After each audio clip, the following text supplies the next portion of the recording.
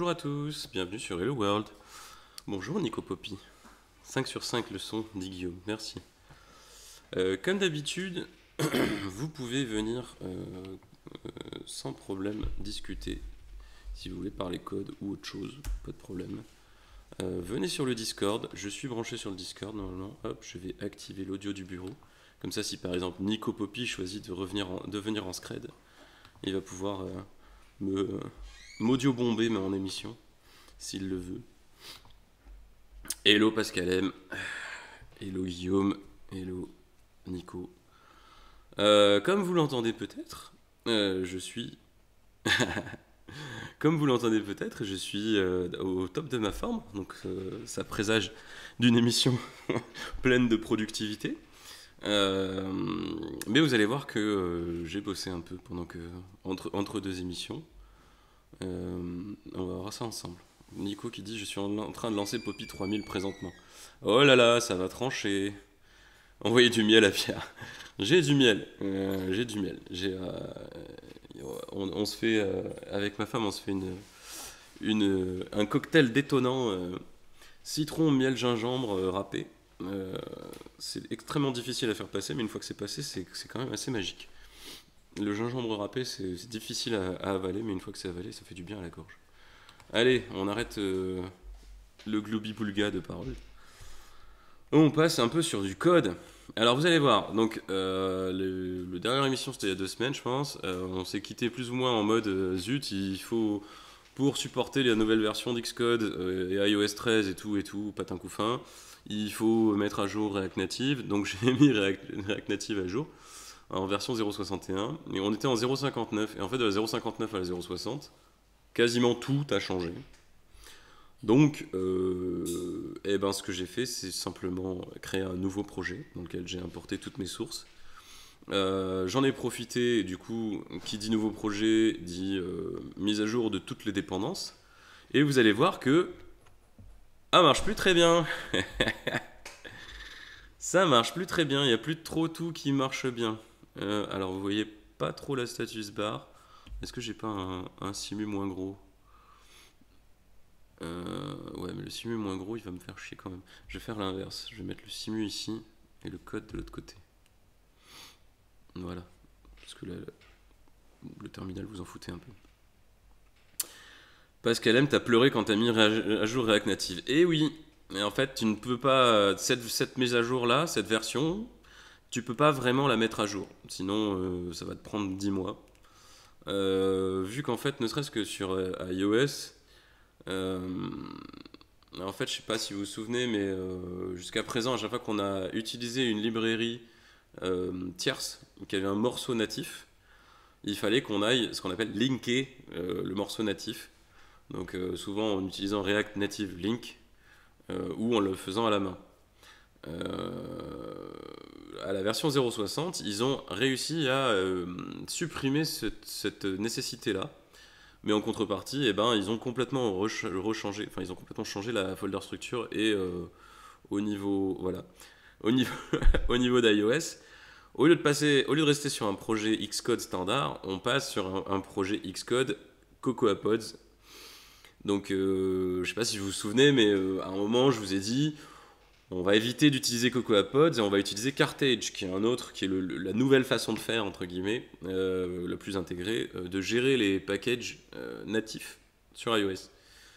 Et React Native, l'équipe a pris le parti d'épouser pleinement Cocoa Pods. Donc j'ai buté Carthage, j'ai buté toute l'utilisation qu'on faisait de Carthage dans l'appli. Et on est sur une appli Cocoa Pods maintenant. Donc c'est plus un Xcode Proj, c'est un XC Workspace. Et du coup, il y a plein de trucs. Ce qui veut dire qu'à chaque fois qu'on va installer une nouvelle librairie tierce, plutôt qu'à faire des React Native Link, aller linker ce qu'il faut, machin, etc., tout modifier, et en fait, normalement, la nouvelle version de React Native, on installe la librairie, et derrière, on fait juste un pod install sur le répertoire iOS. Bon, après, dans les faits, depuis que je bosse avec cette version, ça a l'air de plutôt bien se passer. Et sur Android, il y a un peu le même principe. Ils ont activé notamment un script d'auto-discovery dans Gradle. Donc c'est le même principe, on n'a plus à modifier le code natif, on n'a plus à modifier plein de trucs. Pascalem, tu dois modifier le pod file à la main. Oui, alors tu es obligé pour tout ce qui est non React Native. Tout ce qui est React Native, normalement, c'est prévu. Mais après, genre pour installer Firebase, là si je regarde mon pod file, du coup, hop, il est là. Pour installer Firebase, pour continuer d'utiliser React Native Firebase, j'ai dû modifier le pod file, effectivement. Alors, une bonne blague, encore une. React Native Firebase, ils viennent de sortir une nouvelle version qui s'appuie sur la 0.60, les principes, machin, etc. Ils ont tout refondu, tout est réécrit, ils ont refait la lib from scratch. Donc c'est un peu la lib de base, la lib de référence pour utiliser Firebase dans un projet React Native. Donc je l'ai mise à jour, j'étais tout content. J'ai fait toutes les process de mise à jour jusqu'au moment où je me suis dit, du coup, pour supporter les notifications, puisque c'est un peu le seul truc que j'utilise dans Firebase, et je vais voir comment on installe les notifications sur leur nouvelle lib. Alors, je vais juste vous montrer graphiquement comment ça se passe. Ça donne raison à Nelliger toute cette histoire, dit Nico Poppy. Oui, Nelliger, il est très bien dans le monde du vanilla. C'est très très bien. Après, le monde du vanilla, c'est avoir la... Enfin... Comment dire? Si tu fais une appli iOS et une appli Android en vanilla, il faut juste être prêt à passer entre 2 et 5 fois plus de temps que tu ne le fais avec React Native en fonction de comment est structuré ton projet et de ce que tu utilises. Si c'est une appli ultra simple et que tu utilises Expo, React Native, ça marche nickel. Enfin, ça marche super bien. Jusqu'au moment où tu tombes dans des cas un peu pourris. Mais des cas un peu pourris, je te rassure tout de suite, il y en a aussi en natif. Hein. Et en vanille. Parce que de toute façon, j'ai toujours un peu de problème à utiliser le concept vanilla, enfin le terme vanilla. Parce que de toute façon, vanilla, ça veut dire tu utilises le langage pur sans aucun framework. Mais en fait, dans PHP, tu utilises des librairies pour presque tout. Bon, alors d'après ce que disait Nelliger, il utilise vraiment très peu de librairies. Et il fait quasiment tout son code lui-même. Et franchement, moi je l'en félicite, au contraire. Je trouve ça beau. Après, quand tu es dans le monde de la programmation mobile, t'es obligé quand même d'utiliser tous les frameworks iOS, le UIKit, et des trucs comme ça. Et t'as pas le choix. Tu peux pas faire de code vanilla. Tu peux faire. Non, tu ne peux pas faire d'appli iOS pure en Swift ou en Objective-C sans utiliser les libs qui sont sous-jacentes. De toute façon, à partir du moment où tu veux faire une view, qui est l'élément d'affichage de base, tu utilises déjà une lib. Donc c'est mort. C'est juste mort. Donc voilà. Salut Killer Volant. Expo, c'est le feu. Eh oui, mais Expo, franchement, quand tu as une appli simple, sans avoir de fioritures ou de trucs un peu compliqués à faire, à partir du moment où tu n'as pas besoin de descendre dans le natif, tu prends du Expo. Alors, il faudrait juste. Moi, le seul truc qui m'embête avec Expo, c'est qu'ils sont toujours pas à la 0.60, enfin les 0.61. Il y a quelques avancées de la 0.60 et de la 0.61 qui sont vraiment très utiles. Notamment le fast reload là. En fait, le hot reload, c'est une feature qui existe depuis le début en React Native. En fait, c'est une feature qui est un peu pétée depuis très longtemps. Et ils ont réécrit le fast reload, ils ont oublié le hot reload, et ils ont appelé ça le fast reload, je crois, ou un truc dans le genre. Et ce truc-là marche très très bien, y compris quand on est dans une navigation profonde dans l'appli. Et ça, c'est vraiment top. Ça fait beaucoup gagner en confort d'utilisation. Pascal, surtout quand tu dois être agile. Oui, bah oui, quand tu dois être agile. L'agilité, c'est tes tâches sont courtes, le plus court possible. Donc utiliser tout, enfin coder tout en vanilla, je pense que ça doit être super compliqué à faire dans un contexte d'agilité. Si tu dois coder un service entier en vanilla et qu'on te laisse 2 jours, par exemple, 2 jours, si tu dois recoder à la paluche tout un tas de routines qui sont offertes entre guillemets par les librairies et par les frameworks, bon, Après, c'est comme tout dans l'informatique, c'est un trade-off. Comment dire, c'est un pari que tu fais. Est-ce que le choix de tel ou tel outil va me faire gagner du temps ou va m'en faire perdre? C'est discutable. Il y a des gens il y a des gens et des projets sur lesquels un choix va être bon. Il y a des gens pour lesquels un choix va pas être bon parce que ça va à l'encontre de comment ils pensent, comment ils réfléchissent le truc. Il y a des projets sur lesquels le choix va pas être bon parce que X ou Y. Et là, typiquement, utiliser la nouvelle version, donc invertase.io, machin, etc. C'est pas invertase.io, c'est /oss voilà, React Native Firebase V6. Donc utiliser RN Firebase V6, passer de la 5 à la 6, c'était une super idée à la base. L'application est dead. Ah, tu veux dire là?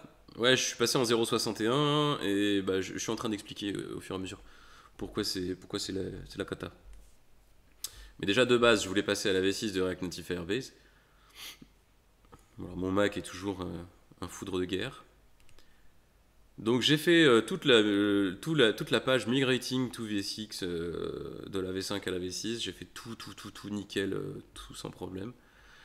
Et quand je suis arrivé au terme de la migration, je me suis dit, bon, bah, du coup, il faut que j'utilise, comme j'utilise que les notifications dans l'appli, il faut que je mette en place les notifications. Donc comment qu'on met en place les notifications dans la V6? Et là, quand on clique sur notification dans la V6, c'est le drame. C'est le suspense. Ah, bien, parfait. Icon reset. Le mec est tellement à la ramasse qu'il n'arrive même pas à naviguer sur le web. Pourtant, j'ai fait exprès de pas lancer Xcode. Merde. Oh. Gertrude. Comment vas-tu, Gertrude? Oui, mon Mac s'appelle Gertrude, il faut le savoir.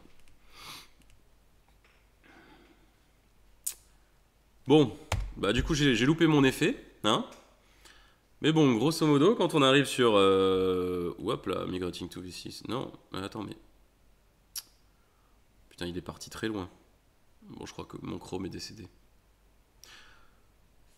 Ah, notification. Voilà. Et là, on arrive pour activer les notifications.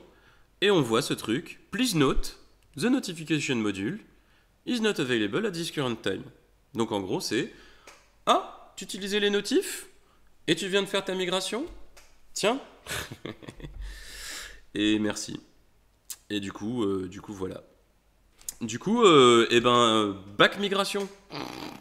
Vite, on désinstalle toute la V6 et on réinstalle toute la V5. Et donc on réinstalle les pods, machin, etc. Mais du coup, voilà, ça c'est très bien. J'ai fait ça hier soir à 22h30, ça m'a fait plaisir. Du coup, ça m'a fait perdre 1 heure de ma vie, mais c'est pas grave. C'est pas bien grave. Alors la raison pour laquelle c'est tout pété, c'est parce que j'ai aussi, comme moi je suis un peu débile, j'aime bien le challenge, j'ai aussi migré vers React Navigation V4. C'est V4, c'est ça? React Navigation. React Navigation. Ouais, V4. J'étais à la V3. Non, je crois que j'étais même à la V2. Et j'ai installé la V4, qui est pleinement rétro-compatible, comme vous pouvez le voir. Puisqu'on a un joli header, qui marche très bien. Et on a des superbes tab bars. Une superbe tab bar. Donc le header, il marche bien ici, parce que c'est un truc tout seul. Sauf que l'intégration à la navigation, elle a tout pété. La stack navigation a disparu. Non, la stack navigation, elle marche toujours. C'est juste le header. C'est le header qui est pété. Tout fonctionne, hein. La navigation fonctionne. C'est juste le header qui est pété et le tuning de la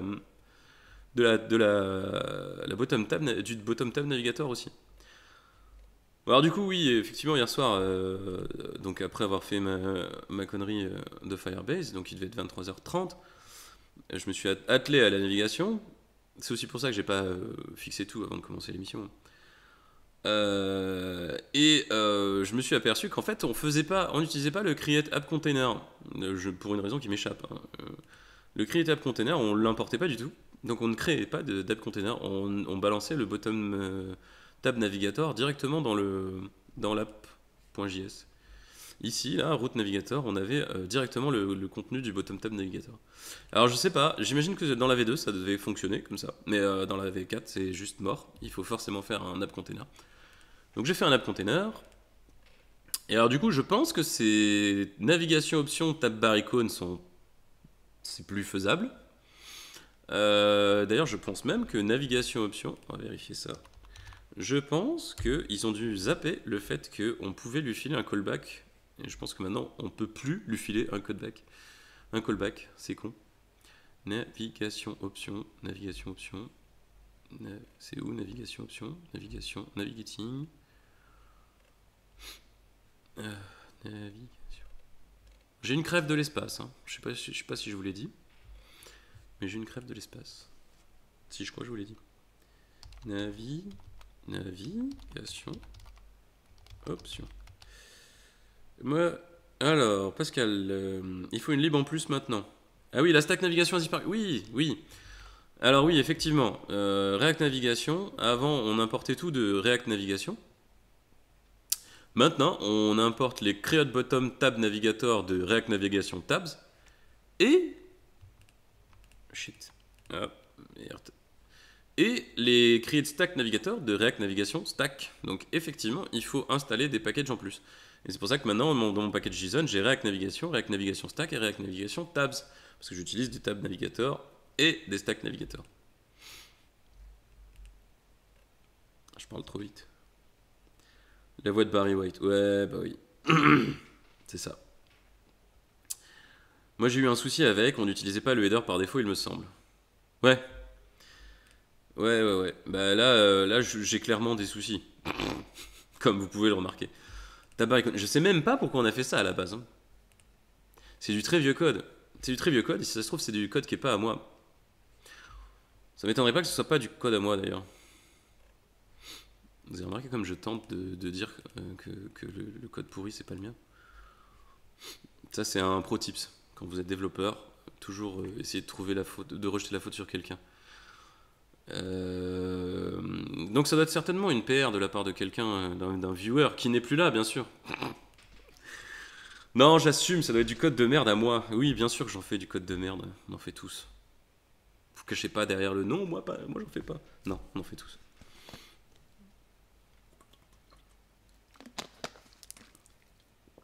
Toujours nié comme la CIA. Exactement. Exactement.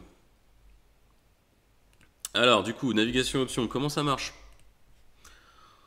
Navigation option. Alors lui, il est balance direct dans le statique. Ok. Bottom tab navigator, ok.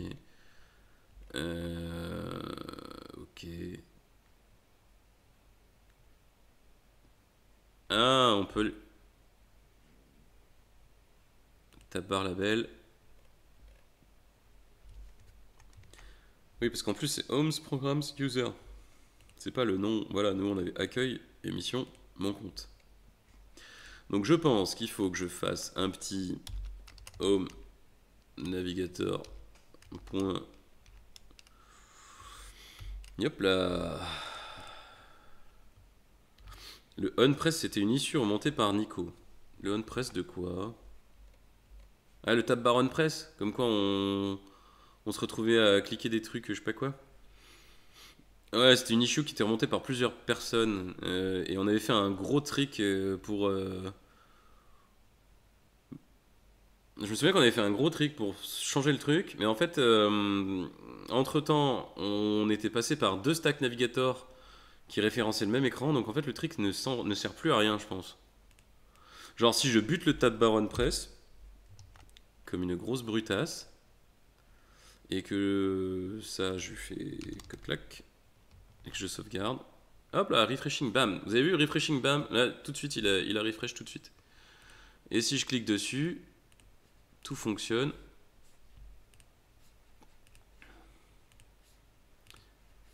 Ah, peut-être que j'avais... Dans le onPress, j'avais peut-être mis le fait qu'il devait retourner à 0.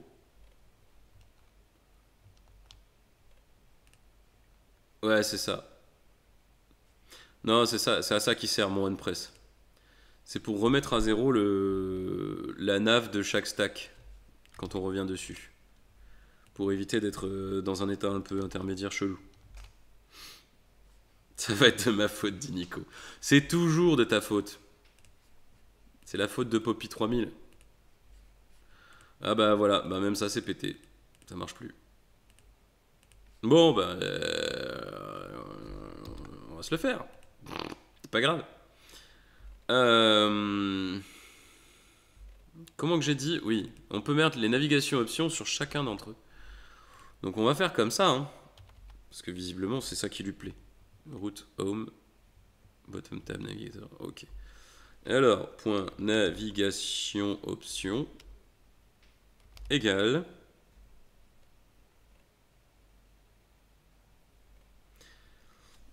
Et là on fait un bel objet avec tab bar icône.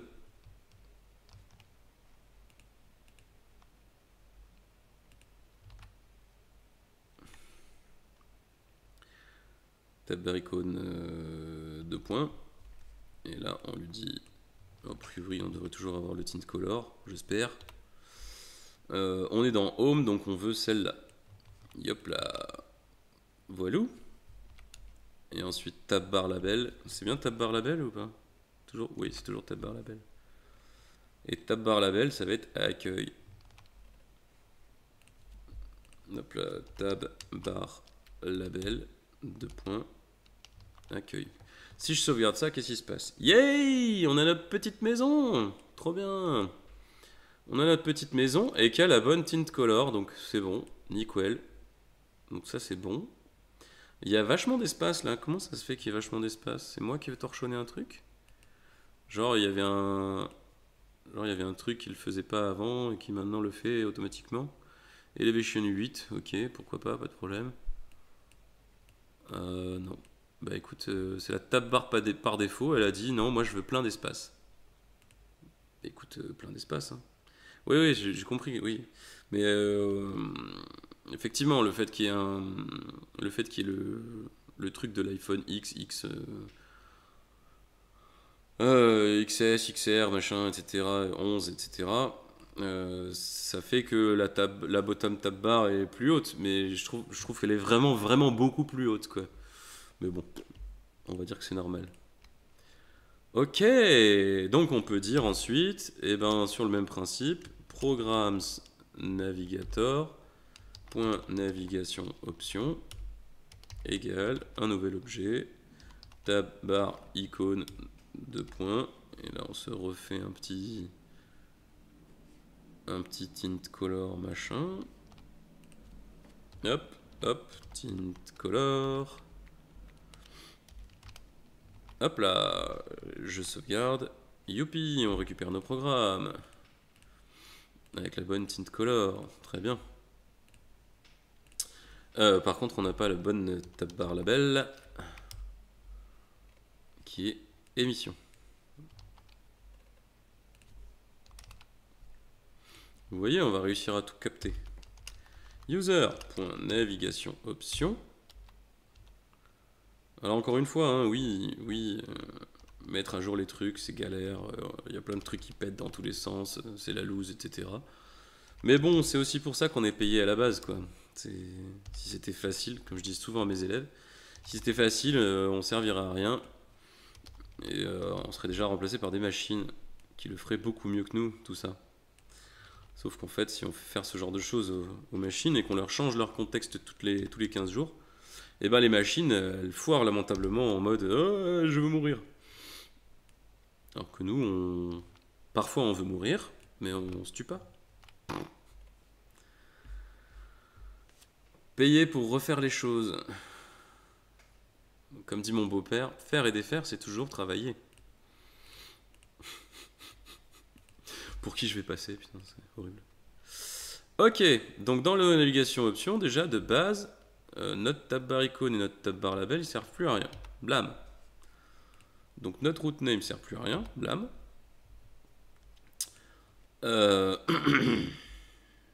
Tab. Tab bar on press. Est-ce qu'on peut choper direct le tab bar on press Vous pensez? Mais user, on s'en fout. C'est le seul qui n'est pas concerné. C'est ballot. genre tab, et puis Programs. Là, on est dans Programs. Et genre, on peut lui dire ça. Pensez. Merde.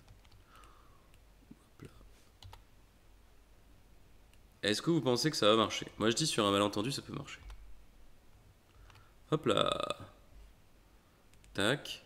Je vais dans Geekink. Je reviens dans l'accueil. Je reviens à l'émission. Ouais, ça marche. Trop top. Bon, bah voilà. Bah, on a notre problème solved. Ici, on sait. Alors, c'est pas Programs Home, mais c'est Home. Home. Home. Ouais, c'est normal. La beauté de la convention de dommage.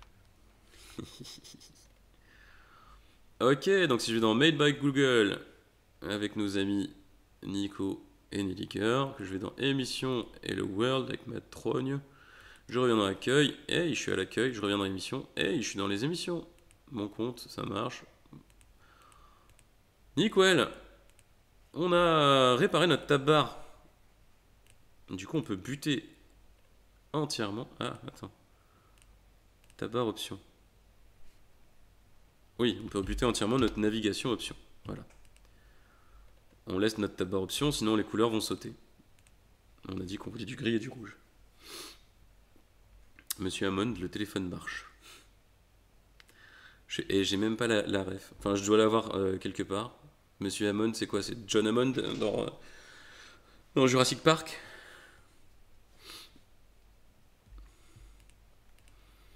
Et ben voilà. Donc on a passé notre navigation. Ok. On a passé notre navigation option compatible V4. On est content. On a un code mort là qui est un import de linking alors qu'on l'utilise pas. On le dégage. On bute ceci. Pourquoi il m'engueule pour import? Keyword import is reserved. Oh mon dieu, Eslint. Qu'as-tu fait? Et donc là, sur le même principe, eh bah oui, mais c'est encore notre navigation option de merde, où visiblement il veut pas non plus le faire passer dans le stack navigator. Shite, j'ai envie de dire. Shite, parce que là, je vois pas trop comment faire, quoi. Stack navigator, stack. Where is the stack? Tab navigation. Navigation lifecycle. Header. Non, et configuring de header bar. Voilà. Salut cette pop. Il faut remplacer les doubles codes par des simples codes dans les imports. ESLint. Sérieux? C'est aussi débile que ça? Non, je pense pas, parce que là il me dit parsing error. The keyword import is reserved. Non, c'est juste que je pense que c'est un ESLint de base. En fait, par défaut, dans l'ancien projet, il n'y avait pas de fichier .eslint.rc.js. Et depuis la 0.60, ils ont mis un eslint.rc.js de base.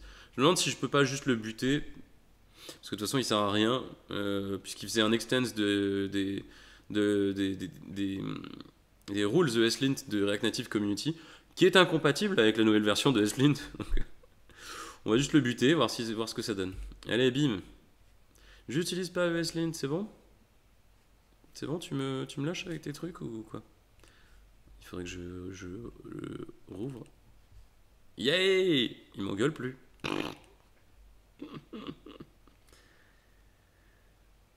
Joyeuse cette update, exactement. Exactement, très joyeuse. Ça a été... Bon. Bon, après les trucs changent, hein, c'est pas plus mal. Moi, j'ai tellement connu d'organisations qui avaient énormément de résistance au changement que je me plains plus quand les trucs changent. Je suis content. J'ai connu des projets de 6, 12, 18 mois où on a toujours fait ça comme ça, depuis 20 ans, entre guillemets, entre parenthèses. Donc je vois pas pourquoi ça changerait. Donc non, ne change rien. Ok, salut. Alors, navigation option. Ben oui, mais si tu veux un header styles, d'accord, mais un custom header. Sharing common. Ah, voilà. Sharing common. Navigation option across screens. Pardon. Ouais, c'est ça en fait. Maintenant, chaque screen a son navigation option. Tu peux plus mettre de navigation option sur le navigateur. Waouh, la loose. It is common. Oui. C'est ce qu'on veut, effectivement. On veut même la même instance. Initial route name. Home, machin, truc, home screen, navigation option, title, no more header configure, ok. Default navigation option, tu vas pas me dire. Et c'est aussi con que ça? Genre, ils auraient juste renommé navigation option en default navigation option. Mouh. Excusez-moi, je le refais une troisième fois. Mouh. Pardon. Ok. Ok. On est bon. Oh, mais qu'on est bon. On est bien là. Dernières émissions. Hey! Pourquoi j'ai dernières émissions sur Morning Tech Review alors que j'ai pas d'émission? C'est moi qui fais de la merde? Parce que là j'ai bien les émissions de Bits. Bets.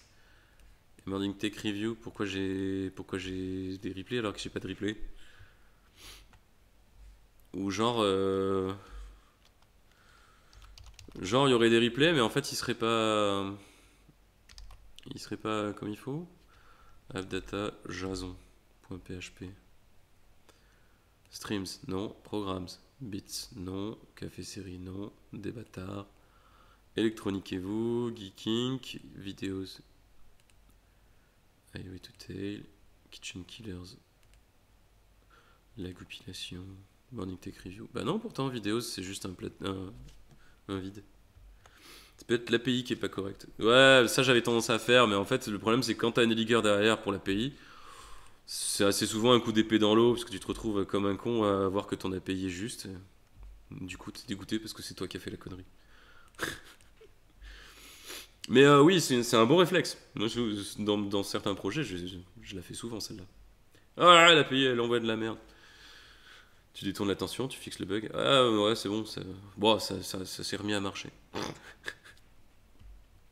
Ne faites pas ça à la maison, faites pas ça sur vos projets, c'est interdit. Programme details, du coup j'ai fait de la merde.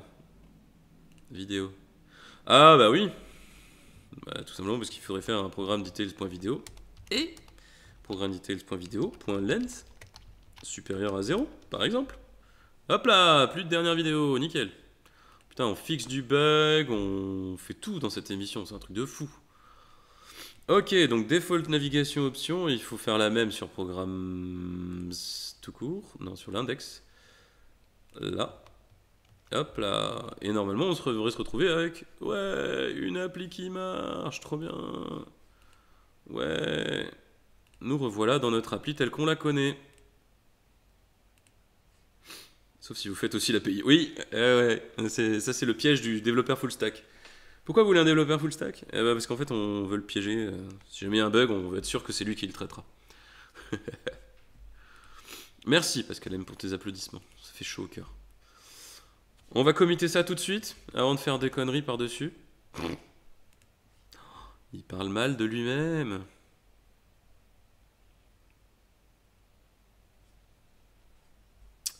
STD Renegade. No change. Fous-toi de ma gueule. Je suis sur le mauvais ou quoi? Master. Je suis bien sur la branche master. What the fuck? Il va pas me dire le con que j'ai ouvert le mauvais dossier. Quand même pas. J'aurais pas été con à ce point-là. Spoiler si. Reveal in Finder. Bien sûr que j'étais con à ce point-là. Ok, donc depuis tout à l'heure, je bosse sur le mauvais. Tout va bien. Mec, il est con. Mec, il est con. Ok, bon, bah je vais avoir besoin de vous. Vous allez me dire tout ce que j'ai fait. Vous allez me dire tout ce que j'ai fait parce que je l'ai fait sur le mauvais projet. J'ai fait sur mon projet de migration. Et comme j'ai eu la flemme hier soir à 23h30 de buter mon projet de migration, Bien sûr, j'ai ouvert mon projet de migration aujourd'hui, comme un con. Voilà, le projet non migré est là. Enfin, le projet fini, le vrai projet, avec le Git. Donc, applaudissements. Deuxième applaudissement. Tu peux faire une deuxième salle d'applaudissements, Pascal M, y a pas de problème. Un petit copier-coller. Ouais, ouais, bah oui, je vais copier-coller. Alors, le code JS en direct comme un vieux violent. On marque ce que j'ai fait hier soir à 23h30. Hein. Ouais, c'est ce qu'on va faire, effectivement. C'est pas bien. Et tu. T'es un peu ma mauvaise conscience, Pascal M. Tu as les mêmes réflexes que moi. Euh, C'est mal le copier-coller, tu devrais le savoir quand même. Où je suis? Je suis là, PC Galen, ST Renegade, et après je vais buter Temp, histoire d'arrêter de faire des conneries. Ok, alors, SRC, je prends tout ça. Allô? Je copie, je colle. Vas-y, replace. Apply tool, replace tout, donc. Replace tout, mon gars. Alors, par contre, ça a causé un refresh là-bas, alors que j'ai pas. D'accord, pourquoi pas. Clip. Oui, tu peux clipper, Nico, tu peux clipper. Vas-y, fais-toi plaisir. J'ai torchonné, hein, ça arrive même au meilleur. Surtout au meilleur, d'ailleurs. C'est ce qu'il faut se dire, il faut toujours se dire ça. Ah bah ce matin, d'ailleurs, j'étais avec un client. J'étais dans le centre de Bordeaux, dans une boîte, où je lui avais conseillé d'aller voir pour certains trucs. Je lui ai dit... enfin, je lui ai filé quelques libs dont il pouvait s'inspirer. Il est parti voir le code de lui-même, il est parti voir le code pour s'en inspirer effectivement. Et ce matin, il m'a dit bah ouais, j'ai vu le code, je m'en suis inspiré. Et en fait, voir le code des libs qui sont mondialement utilisés, ça fait du bien. Parce qu'on se rend compte que ils sont pas meilleurs que nous en code. Effectivement. Ils font plein de merde aussi, ils font plein de tricks pour hop, s'en sortir malgré le fait qu'en fait c'est pas prévu pour ça, mais on tord le modèle jusqu'au bout. Et ben oui, oui, ça nous arrive effectivement. Alors le seul truc qu'on a fait aussi, c'est on a buté le ESLint RC. Hop là, move to trash. Très bien. Alors lui je le bute. Bam, j'ai plus de packager, mais c'est pas grave parce que je vais. Waouh. Strat, npm 2.strat, ça va pas marcher ça. npm start. Ouais, ça marche mieux. Le nombre de fois où je débug des libs tierces. Bah oui, y compris des libs faites par des mecs qui ont pignon sur rue. Hein. Moi, il y a un outil qui est vachement utilisé qui s'appelle Reactotron. C'est vachement utilisé notamment pour les applis React Native. C'est vraiment hyper pratique. Bah alors Stack Réseau était foireuse pendant très longtemps et au final j'en avais tellement besoin, j'étais tellement énervé par le truc que c'est moi qui suis allé faire une PR pour fixer la Stack Réseau sur Android. Sur Android en fait toutes les réponses réseau elles arrivaient sous forme de blob. Donc au lieu d'avoir les données, on avait l'ID du blob dans le système. Génial puisqu'en fait bah, on ne peut pas accéder au blob du système. Mais du coup on n'avait que ces infos-là qui ne servaient absolument à rien. Donc j'étais allé voir dans le code pourquoi j'avais débugué le truc pas à pas et je m'étais aperçu qu'en fait il y avait un truc qui avait été modifié dans React Native et que Reactotron, l'équipe de Reactotron avait pas détecté, pas décelé. Donc oui, dans tous les cas, même si ce sont des gens qui ont pignon sur rue, puisque l'équipe de Reactotron c'est Infinitred qui le fait. Infinitred, c'est une boîte, je sais plus où, aux États-Unis, qui est parmi les premières à avoir fait du React Native. Moi, je suivais les tutos Infinitred quand j'ai commencé React Native, chez, euh, chez la grande enseigne de e-commerce bordelaise dont on taira le nom. La désillusion lorsqu'on sort de l'école. Eh oui, on sort de l'école, on se dit ouais c'est bon, je suis trop un cador, mais de toute façon si je suis pas un cador, les autres ils vont m'apprendre comment c'est d'être un cador. Et en fait, bah non, tu t'aperçois que tout le monde a ses travers, tout le monde fait des conneries, et en fait bah c'est ce qui fait de nous des humains, c'est cool. C'est-à-dire qu'on n'est pas des machines.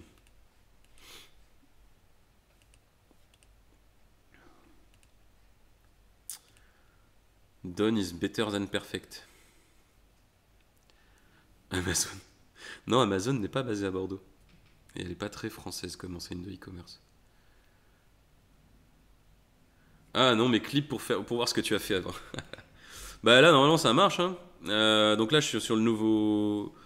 C'est ça, je suis sur le nouveau. Hop, c'est bon. Putain, j'ai même mon ID Firebase qui passe, donc tout va bien. J'ai bien le Made by Google, le MTR, le bit, je peux scroller, le header se barre bien comme il faut. L'émission, hop, things, hop, je reviens, hop, je vais sur plateau ciné, je vais là, je reviens, ça se revient. Tout va bon, tout va bien. Tout va très très bien, madame la marquise. Donc cette fois-ci, on va pouvoir committer, parce que cette fois-ci, on a fait des vrais changements. Par contre, ce serait intéressant, GitHub, que tu captes qu'on a fait des changements. Voilà, bien bien. On a buté ESLint-RC, on est d'accord. On a fait notre connerie de default navigation option plutôt que navigation option. On a buté linking, on a changé la façon dont on... D'ailleurs c'est plus propre hein, quand même, je sais pas si vous avez vu, mais c'est quand même vachement plus propre que nos trois pauvres switches de merde. Bon, d'accord, ok, je prends la responsabilité que mes trois pauvres switches de merde, ok, on est d'accord. C'est quand même vachement plus propre. Très bien. Programme details, et là oui, on a fixé notre bug de le header qui servait à rien. Très bien, et ben on va committer ça. On va dire que ça ne va pas avec, ça non plus. Et ça, on va dire finished React navigation v for migration. Commit to master. Nickel. ESLint-RC, donc deleted .eslint-rc.js file no use for now. Et il me fait chier. Mais ça, je le mets pas dans le commit, dans le commentaire de commit. Et là, fixed wrong fixed pas wrong non pertinent. Putain, je suis sûr que les Anglais parlent comme ça. Fixed non pertinent. Fixed useless. Ouais, c'est mieux. Useless section header. Alors du coup, pourquoi useless? Parce que empty section header. Là, on push tout ça et on est prêt pour envisager la suite. Donc au final, c'était une fausse alerte. De quoi parles-tu? Ah, le fait que j'avais bossé sur le mauvais projet. Oui, non, c'est juste que j'ai torchonné, c'est tout. Après, c'est... Il y a des torchonnages qui font sauter une semaine de boulot. C'en était pas un. Heureusement. Sinon, je me serais jeté en l'air. Alors, si on va sur mon compte, si on refresh, si on va sur mon compte, vous voyez que là, j'ai un beau petit warning qui me dit « I think storage has been extracted from React Native Core and will be removed in the future release. » Je sais, je parle trop bien l'anglais, c'est un truc de ouf. Du coup, ce qu'on va faire... Pourquoi je fais la voix d'Abraham Simpson? Je ne sais pas. Du coup... On va yarn add at react-native-community, c'est ça? Community /a5-storage. On va yarn add. Donc comme je vous disais tout à l'heure, quel poète dans les commits, ouais c'est exactement ça. Je fais toujours beaucoup de poésie dans mes commits. C'est un truc de fou. Je fais des petites blagues des fois aussi. Genre si tu vas voir les derniers commits, il y a Big Fracking Update. Ou Big Fracking Upgrade, je sais plus. Hier soir à 23h et quelques. Ou 22h et quelques, je sais plus. Donc là j'ajoute ma librairie tierce. Donc effectivement là ce qu'il me dit c'est... si je vais dans Storage, là je import Async Storage de React Native. En fait, on peut toujours le faire pour le moment, mais par contre, dans une version future, l'équipe de React Native va le dégager parce qu'il travaille sur une rationalisation du code pour avoir une base de code du cœur de la techno la plus light possible. Donc ils découpent par module, tout ce qui est module indépendant, ils sont en train de le dégager dans des sub-modules, enfin dans d'autres modules qui seront indépendants et gérés de façon indépendante. C'est une bonne pratique parce que du coup, s'il y a un truc à changer dans la Sync Storage, ou si quelqu'un veut faire une PR sur la Sync Storage, il n'y a pas besoin de s'emmerder avec la totalité de tout React Native Core à considérer pour cette PR dans la Sync Storage. Et du coup, ce qu'il me dit, c'est que maintenant, à partir de maintenant, c'est déprécier le fait d'importer Async Storage de React Native et qu'il faut plutôt l'importer de React Native, de React Native Community / Async Storage, qui est le package standalone.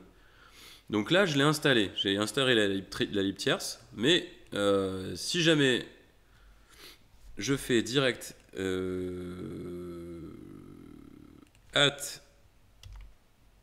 React Native-community / async storage. Donc ça, je devrais pouvoir le faire en théorie. D'ailleurs, il faut juste que je vérifie que c'est pas un import global.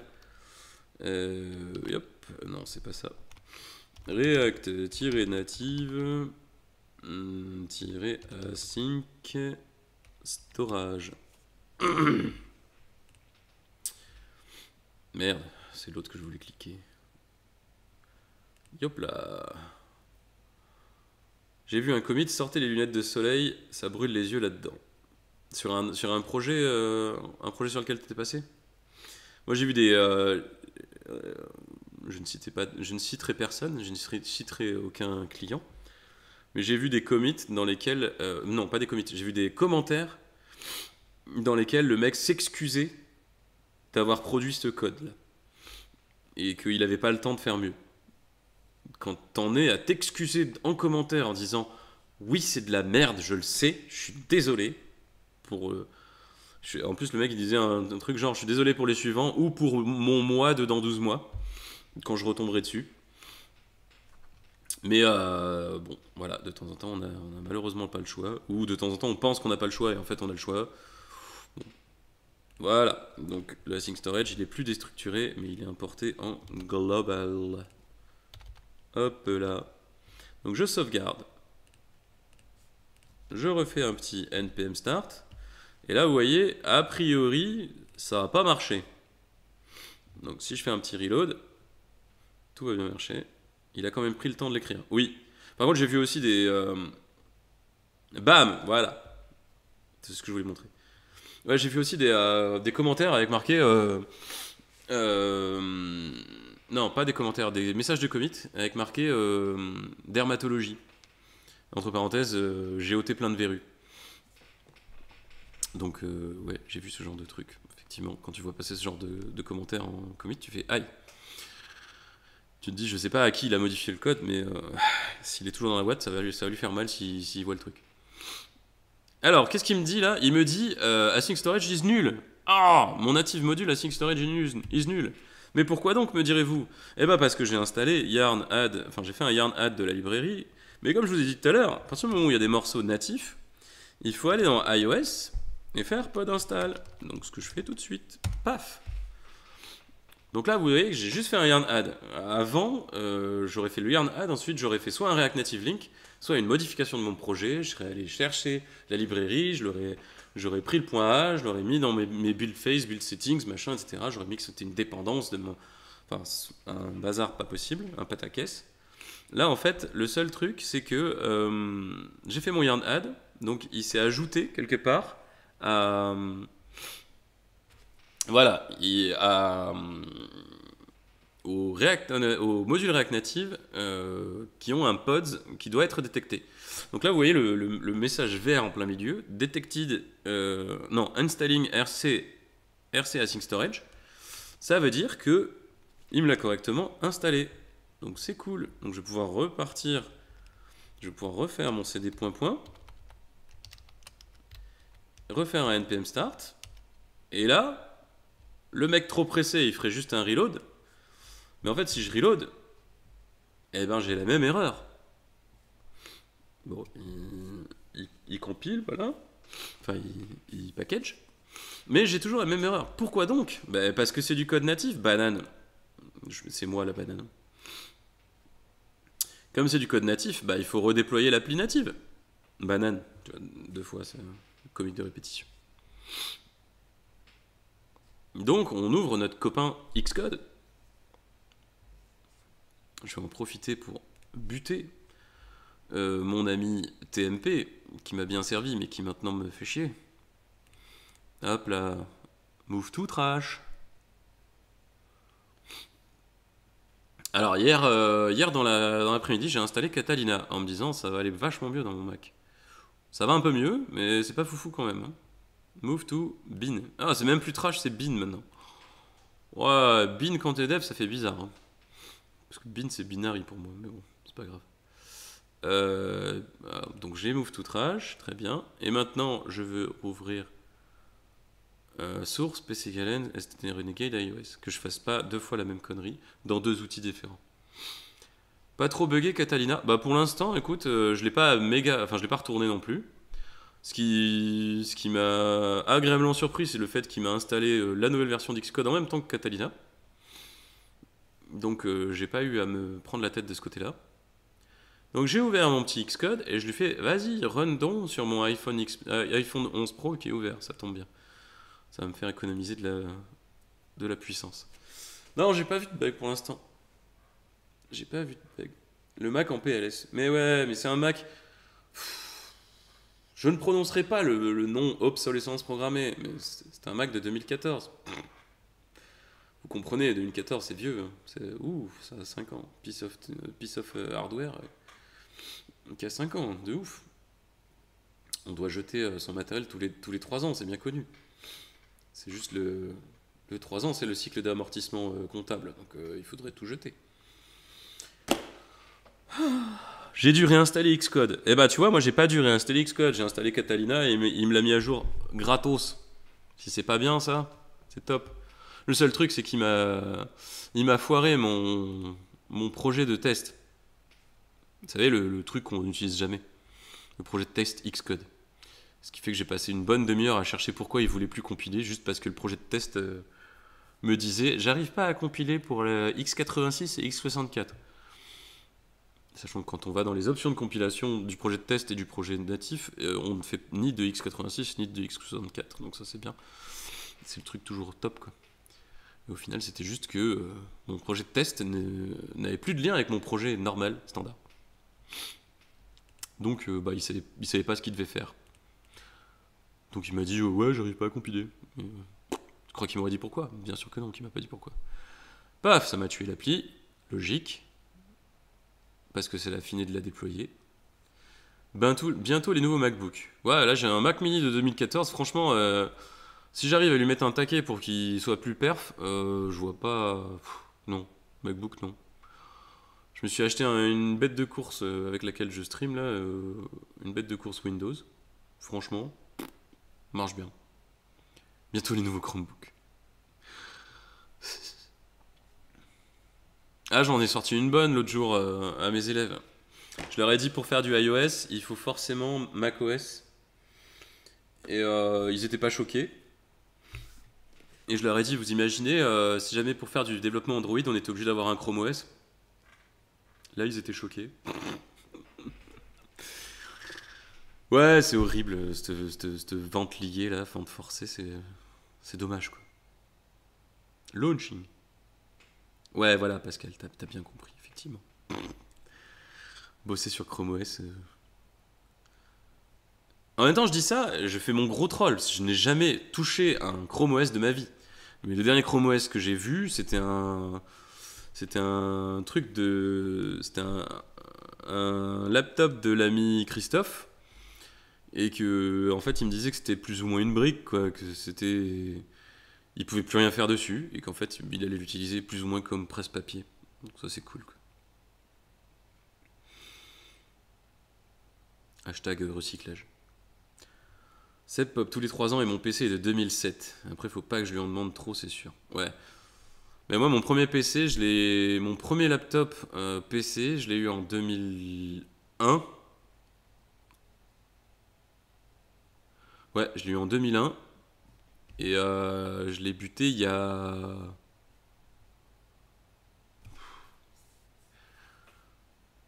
Il y a 5 ans, je pense. Ouais, j'ai bien dû le garder 12-13 ans. Facile. Ouais, dans ces eaux-là. Bon, après, au bout d'un moment, il a plus de batterie. Hein, mais il marchait encore très bien. Beaucoup de Chrome OS dans les écoles. Ouais. Facile à gérer pour les DSI. Il y a beaucoup d'écoles avec des DSI? C'est bizarre comme phrase. Facile à gérer pour les DSI. Ah oui, tu veux dire, il y a beaucoup de Chrome OS dans les écoles et c'est un truc facile à gérer pour les DSI. Bah oui, en fait, c'est Chrome quoi, c'est juste un navigateur qui dit hey, j'ai un OS. En fait, c'est pas vraiment un OS, tu fais tout dans le navigateur, mais oui. Nico Poppy, Apple va peut-être changer, ils sont dans l'ouverture en ce moment. Oui, pourquoi pas. Après, depuis que Jobs est parti, ils ont fait plein de mouvements que, à mon avis, Jobs n'aurait pas fait. Donc, peut-être l'ouverture, oui, peut-être. Peut-être. Tac, tac, tac, tac, tac. Windows 10, ça fait du bien quand même. Ah oui, sur ton vieux PC. Ouais, et Windows 10, je crois qu'ils avaient fait la même pour Windows 8. C'est les deux premiers OS qui demandent moins de config de base que ceux d'avant. Parce qu'ils ont vraiment optimé le kernel. Et ça, c'est cool, ça fait du bien.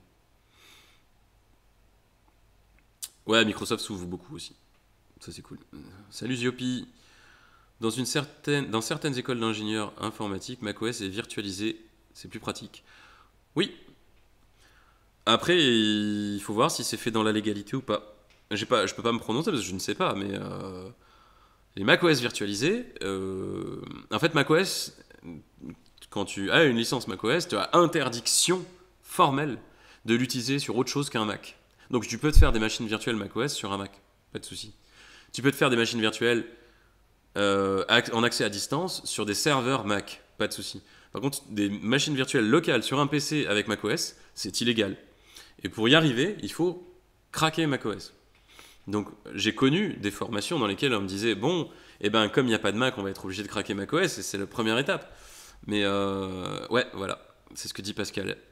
macOS virtualisé sur Windows ou sur Linux, c'est illégal. macOS ne doit tourner que sur du matos Apple. C'est dans le contrat d'utilisation de l'OS. Et je pense que tu peux manger bon si tu te fais choper en tant qu'entreprise. Bon, je vais tuer Xcode parce qu'il me bouffe un max de puissance. Maintenant que j'ai redeploy, mon app marche à nouveau. Et là, vous avez vu, j'ai plus mon petit warning. Donc c'est cool. Donc on a fait ce qu'on voulait faire. Ça, c'est cool. Hop, podfile.log, package.json, yarn.log, storage.js. Hop là, switched. Async storage from rn to community. Hop là. Nickel.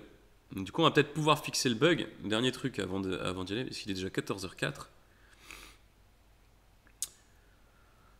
Vente liée, c'est pas interdit. Oh, tu sais, c'est aussi interdit. C'est aussi interdit de vendre plein de trucs en France et de faire en sorte que tout ton CA transite par Luxembourg pour pas avoir de taxes. Hein. Si tu connais des boîtes qui font ça au niveau mondial, moi je connais pas.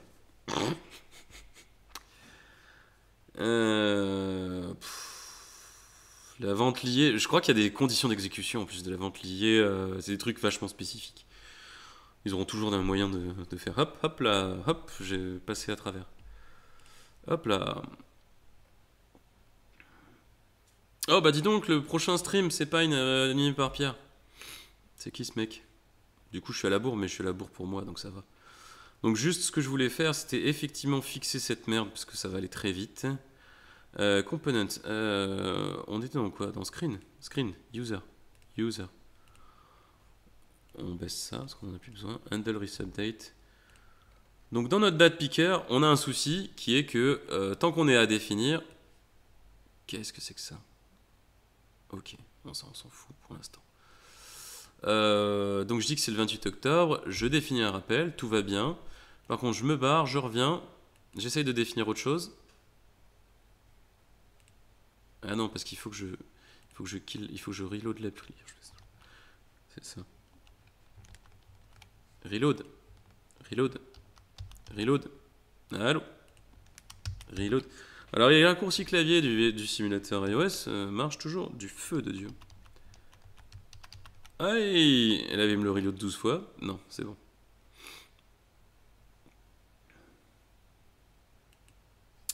Voilà. Alors du coup là j'ai mon... Ok, le 28-10. D'ailleurs le 10-28... Pourquoi tout le local d'actring? Ah mais je suis en anglais peut-être. En local. Mon OS local est en anglais. Ouais c'est ça. Bon, c'est pas très grave. Ouf, à 14h03, très bien. Faut que je me fasse du formatting, je pense. Donc mon date picker, je lui dis que sa date, c'est start date ou state date. Et ce qui fait que comme... start date. Dans mon component mount, je dis je chope mon reset date de mon async storage et je le set. Ça veut dire que et ben, si j'essaye de changer, que je lâche, hop, il revient. Il revient toujours à la même date, ce con. Hop là, magie. Donc on va fixer ça, parce que c'est un bug. Parce que du coup, en fait là, la feature, elle n'est utilisable qu'une seule fois. C'est-à-dire qu'une fois qu'on l'a utilisé, et ben après c'est muerto. On ne peut plus le redéfinir. Donc, store date, ça on est d'accord. Et c'est le this.storedDate qu'il faut surtout pas mettre. Bam. This.state.date. Et c'est juste que le this.state.date, la date, elle est setée à une nouvelle date. Et voilà, quand on a chopé, voilà, store date et aussi date. Donc là, je lui dis que ma date locale, c'est bien celle qui est stockée en async storage, mais elle est lue qu'une fois. Puisqu'après, je fais un set handle reset date. Ouais, voilà, je fais un set state de date. Donc là, normalement, j'ai fixé mon bug. Oui! Je peux redéfinir un rappel. Et si je fais un reload, reload, oh putain, 2 novembre, ok, et reload. Ah, ça m'énerve quand ça se bloque comme ça. Et ben, je crois que c'est mon simu qui est en PLS en fait. Il faut juste inverser le OU. En fait non, le OU il sert à rien. À partir du moment où j'ai fait mon set state de date aussi, en fait j'initialise ma date quand j'ai mon retour des sync storage, mais je le fais en one shot. Ce qui fait que derrière, quand je change ma date, et ben j'écrase cette date là quoi, qui est le comportement attendu. Alors donc, est-ce que monsieur du simulateur, voilà, donc, hop, je bute, je relance, voilà. Salut Ergotique, je peux pas écouter, je suis en cours. Ah, eh bien, d'accord. De toute façon, j'ai bientôt fini. C'est bientôt fini. Je sais pas si je peux lui faire en langue des signes. Je connais pas la langue des signes. C'est bientôt fini. Hop, et si je dis 5 novembre, et là ça marche.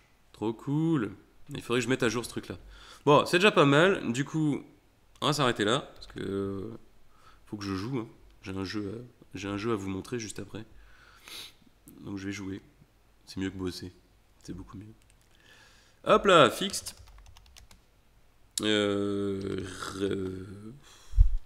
Write only once.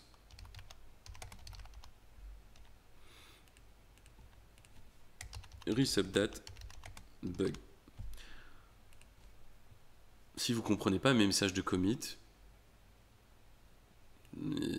c'est vrai que c'est possible que ce soit pas trop compréhensible. Je le fais un peu par rapport à comme je pense.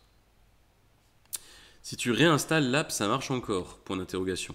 À partir du moment où tu désinstalles l'app, ah tu veux dire si je la redéploie par-dessus? Parce qu'en fait, si tu désinstalles l'app, il bute tout ce qui appartient à l'app. Il bute la sync storage, il bute les notifs, il bute les scheduled, il bute tout quoi. Et quand tu réinstalles from scratch, tu reviens avec une app complètement clean et complètement vide. Après, si tu redéploies par-dessus, je sais pas. Tu aurais dû initialiser date à new date et pas undefined. J'initialise date à new date déjà. C'est store date que j'initialise à undefined. Parce que le store date, je veux pouvoir capter qu'il est à définir justement quand il est undefined. Mais non, date, je le mets à new date. Sinon, si je le mets à undefined, en fait, mon date picker va péter. Il va me dire, ah non, je connais pas cette date. Je peux pas utiliser undefined. Hop là, eh ben, on est bon. On est bon. On a plutôt bien bossé aujourd'hui. On va se remettre en grand. On a plutôt bien bossé. On a fait ce qu'il fallait pour remettre la navigation d'aplomb. Du coup, ce que je vais faire, c'est que je vais vous laisser. Juste après, je fais un petit coup de Pine. C'est un petit jeu indé qui est vraiment pas mal. Je vais le découvrir avec vous. Donc, si vous voulez rester, il n'y a pas de souci. Je vais juste faire une coupure puisque pour avoir deux replays séparés, un replay Hello World et un replay Pine. À bientôt. La semaine prochaine, a priori, je suis là.